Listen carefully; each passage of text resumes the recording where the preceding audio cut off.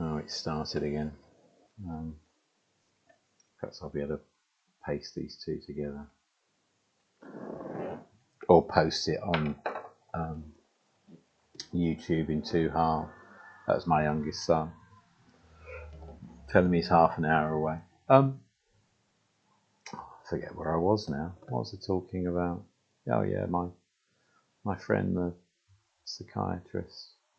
So yeah, he was doing something that society frowned upon. He was arrested. Was actually put in prison.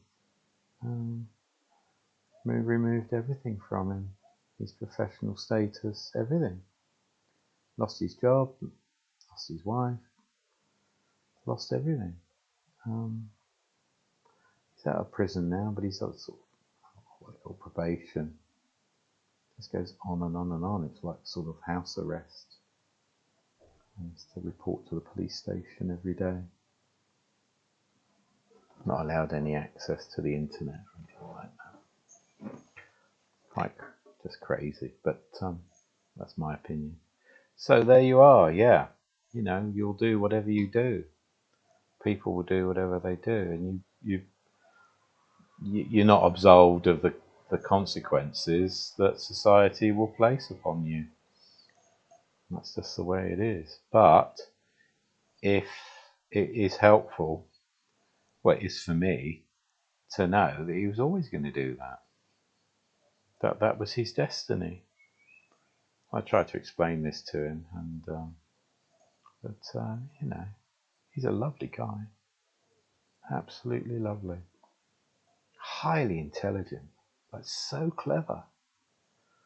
But like Ramesh would say, why does anybody do anything stupid? Why does anybody do anything stupid? Because that's the result of their genetic makeup, their up-to-date conditioning. I was just reading earlier, we've got a quite a young Home Secretary in government at the moment, and she's of Asian descent. I think she's second or third generation.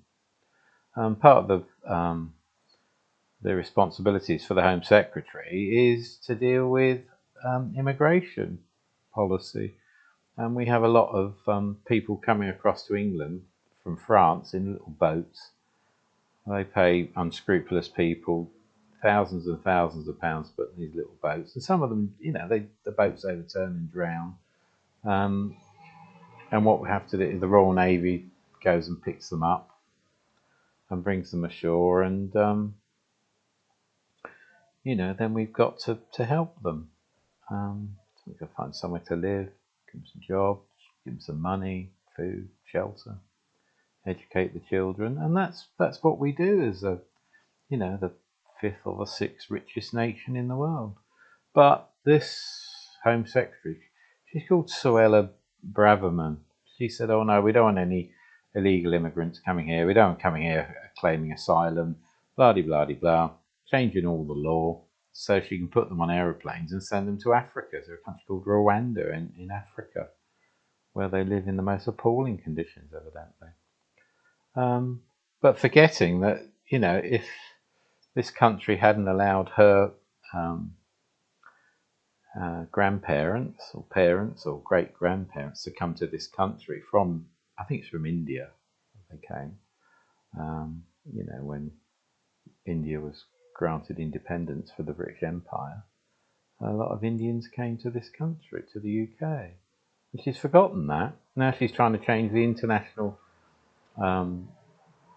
convention on asylum seekers, that anyone can, you know, get to a country and claim asylum. She said, no, we're not doing that anymore, which is, you know, total contravention of international law. But there she is, doing what she's doing. And one of the things she said was, as Home Secretary, is we're going to stop all this dependence of people on the state claiming, you know, financial benefits. We're going to par it all back. And it's just come out in the news now that she's actually been claiming expenses, because as an MP you can claim for a home in London if you're not representing a London constituency, so you can get to the Houses of Parliament and do your job, I suppose, for her as Home Secretary. And she's been claiming tens and tens and tens of thousands of pounds. Some people think it might add up. They've caught her claiming £25,000 in the last financial year to pay her gas bills and things like that for this home in London, saying that she's got a home in Fareham, which is down south of England. She has a home down there to run, but it turns out this house in Fareham is owned by her parents and she doesn't pay any bills. So why does anybody do anything stupid? Say one thing and do something different yourself. You know, I really hope she's barred from office and, I don't know, charged and sent to prison. I really do. It's appalling. You know, instead of looking at, well, why are these people on little rubber boats, you know, coming over from France, risking their lives to get to the UK? Where are they from? And what? Well, they're from Afghanistan. They're from Syria. They're from Iraq. All these places where we've just caused absolute havoc as a nation, trying to stamp our concepts on the rest of the world. Anyway, going on a bit. Why does anybody do anything stupid? Well, because people just do what they do. As a result of their genetic makeup, their up-to-date conditioning, over which they have no control. You don't choose which parents you're born to, which country, as I said before.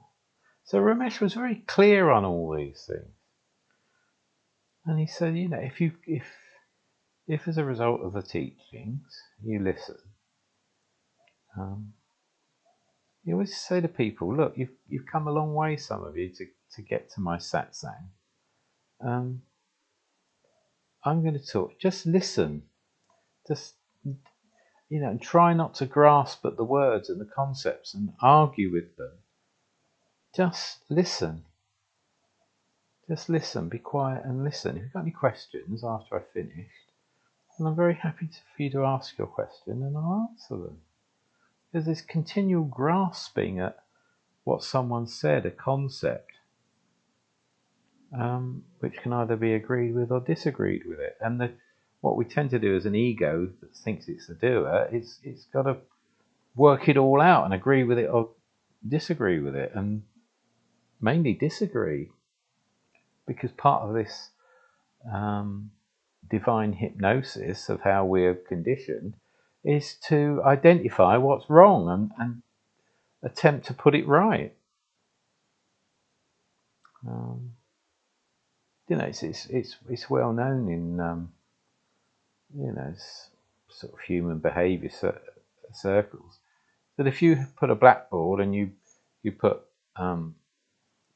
50 sums on it and there's one that's wrong, people will immediately point out which sum is wrong, it's incorrect, and ignore the other 49 that are correct. Yeah. So, but Ramesh would say, if you can come to this understanding, you know, that you're not the doer and nobody else is the doer of their actions, they just do what they do, that, you know, no pride, arrogance, guilt, shame, or resentment, blame, will arise as a result of anybody's actions. Yeah, they did that.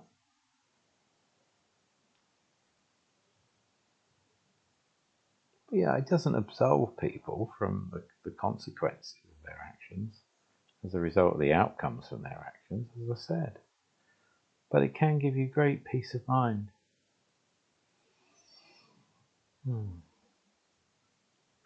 Yeah. Yeah, he was very clear about everything, Ramesh. Very, very clear. So there you are. People do what people do.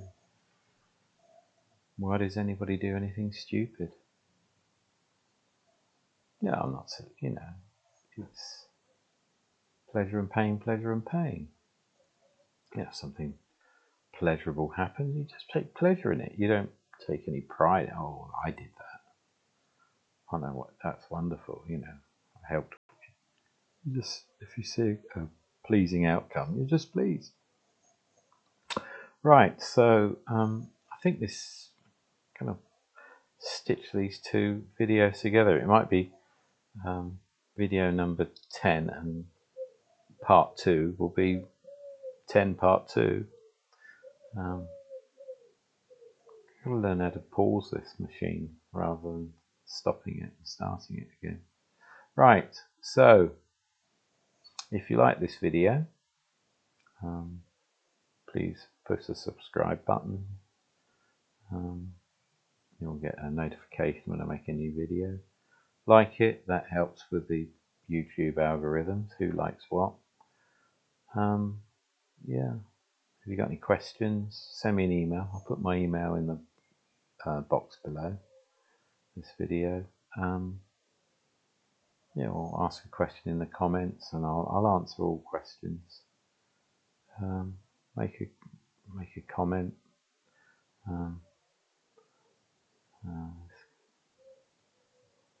Don't have to, Pip say, oh, just if the comments aren't positive, don't leave them, but I don't mind. It's like Ramesh used to say, you're perfectly entitled to ask a question or make an observation. I don't take it personally. So yeah, hope you enjoyed this video, and thanks very much. Take care.